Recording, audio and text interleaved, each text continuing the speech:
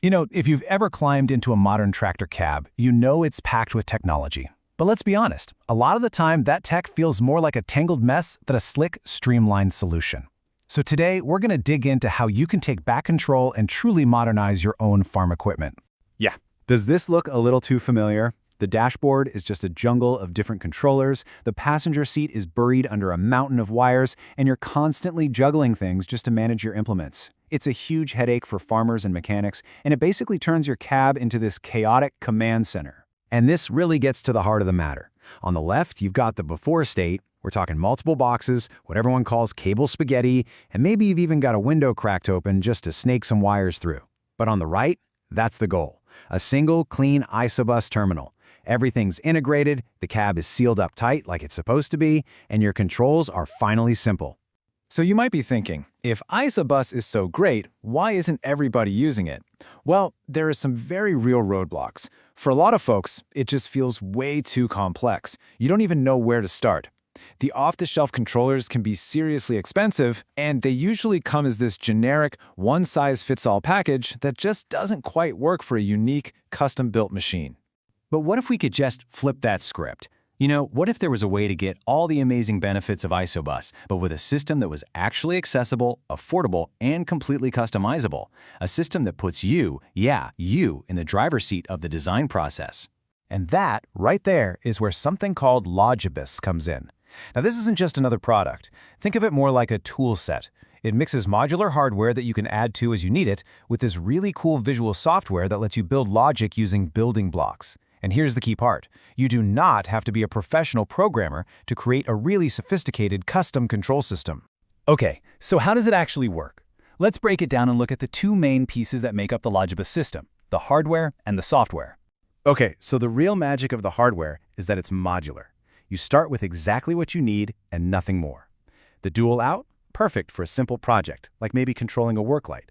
But as your needs get bigger, the octa out gives you way more inputs and outputs. For the really complex machines, the X board gives you massive expansion capability. And the dual CAN board is kind of like the glue that connects it all together. You literally build the system you need when you need it. No waste. And this is where it gets really, really cool and accessible for everybody. The software is totally visual. I mean, forget staring at lines and lines of complicated code. Instead, you're just working with these functional blocks that you can drag, drop, and connect. Seriously, if you can build with Legos, you can get the logic here. It's all about creativity and solving a puzzle, not worrying about syntax and semicolons. So putting it all together boils down to a super simple three-step process. First, you design your screen, what the operator is actually going to see, by just dragging and dropping buttons around. Second, you build the logic behind those buttons by connecting those functional blocks we talked about. And finally, step 3, you upload the whole finished program wirelessly to the hardware. That's it. It's really that straightforward. Now, that all sounds great in theory, right? But does it actually work out in the real world, in the field? Well, let's take a look at a case study where this exact system was used to retrofit a completely custom-built piece of equipment. So here's the situation. A customer had developed their own totally unique hoeing machine. They needed to add modern ISOBUS section control to it. But because it was a custom job, a small-scale project, the big manufacturers just weren't interested.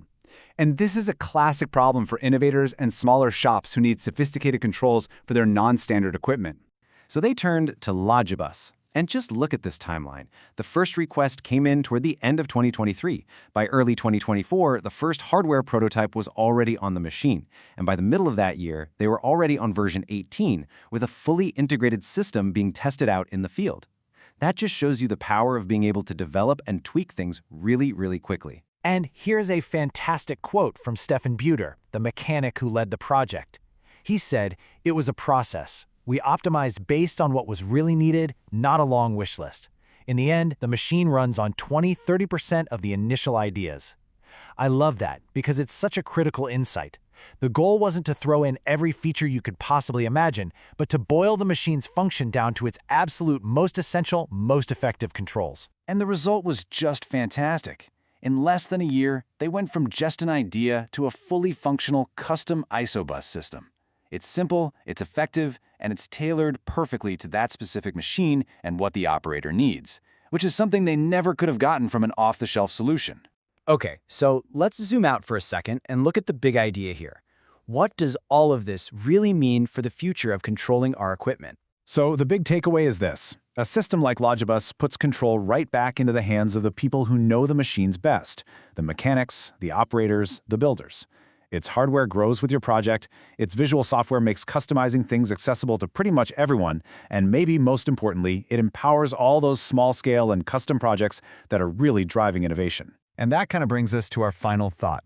This whole explainer, it wasn't just about one specific tool. It's about a shift in how we think. It's about moving from being a passive user of technology to being an active creator. So, the question I want to leave you with is this. What if you had the tools to design the perfect, most intuitive controls for your own machine? What would you build?